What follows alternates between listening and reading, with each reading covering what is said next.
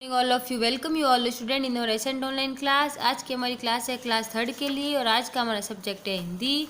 तो बच्चों आप अपनी हिंदी की बुक निकालिए और उसमें अपन पहला और दूसरा पार्ट पढ़ चुके हैं और उसके क्वेश्चन आंसर भी कर चुके हैं।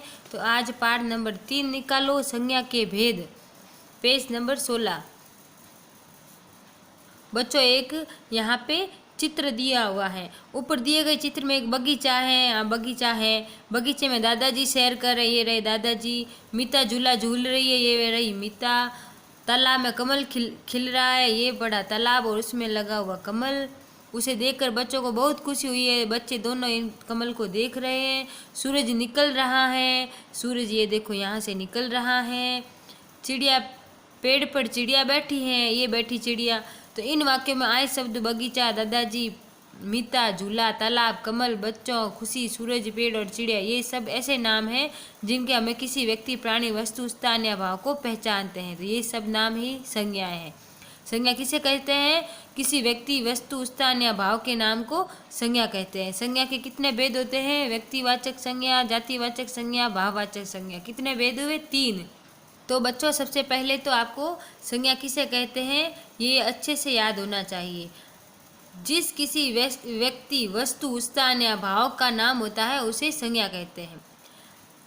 जैसे यहाँ पे ऊपर चित्र में दिखा हुआ है, दादाजी संज्ञा है, ये बच्चे संज्ञा है, कमल संज्ञा है, फूल संज्ञा है, तालाब संज्ञा है, सूरज संज्ञा है। मतलब हर किसी का जो नाम होता है उसको क्या कहते हैं? संज्ञा कहते हैं।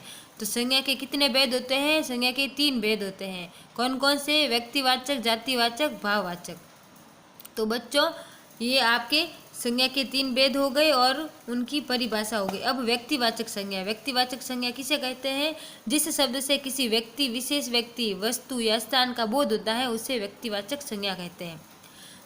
जिस शब्द से किसी विशेष व्यक्ति, मतलब कोई ऐसा व्यक्ति जिसने बहुत अच्छा काम किया है तो उसके आगे संज्ञा व्यक्तिवाचक संज्ञा होगी।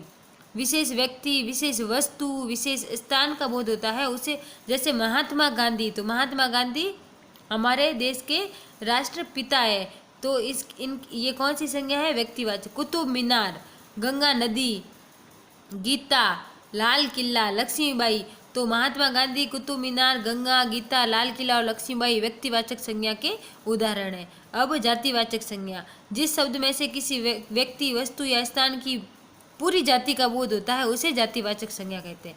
मतलब जिस शब्द से किसी व्यक्ति, वस्तु या स्थान की पूरी जाति का बोध, जैसे पुस्तक, तब कौन सी पुस्तक है इसका कोई वो नहीं है, लेकिन पुस्तक है तो ये जातिवाचक संज्ञा है।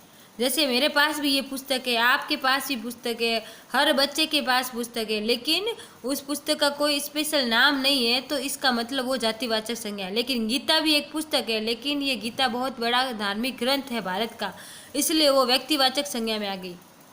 पक्षी। अब इसमें से पक्षी का स्पेशल नाम नहीं बताया कि कौन सा पक्षी है, इसमें पक्षी के सारे पक्षी आ गए इसके अंदर। पेड़, तो पेड़ का नाम नहीं बताया कौन सा पेड़ है, लेकिन ये सारे पेड़ इसके अंदर आ गए। पुलिस। शहर। अब शहर में किसी स्पेशल शहर का नाम नहीं, अगर जैसे शहर में नाम लिखा हुआ होता जैसे जयपुर, उदयपुर, भीलवाड़ा, जोधपुर, तो वो कौन सी संज्ञा होती? व्यक्तिवाचक संज्ञा होगी। लेकिन इसमें खाली शहर लिखा हुआ है तो इसका मतलब यह जातिवाचक संज्ञा है। कुर्सी। पुस्तक, पक्षी, पेड़, पुलिस, शहर और कुर्सी ये जातिवाचक संज्ञा के उदाहरण हैं। तो बच्चों आज हम इतना ही पाठ पढ़ेंगे, फिर आज आपका होमवर्क। तो बच्चों पेज नंबर 18 निकालिए, जिसमें आपके क्वेश्चन नंबर पहला देखो, सही उत्तर पर सही का निशान लगाओ।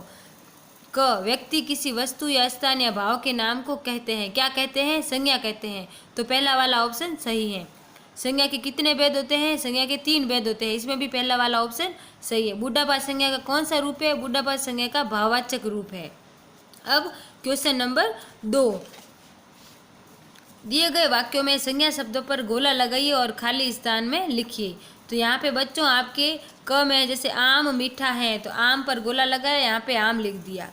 पक्षी आकाश में उड़ रहे हैं तो पक्षी यहाँ पे संज्ञा है तो पक्षी लिख दिया।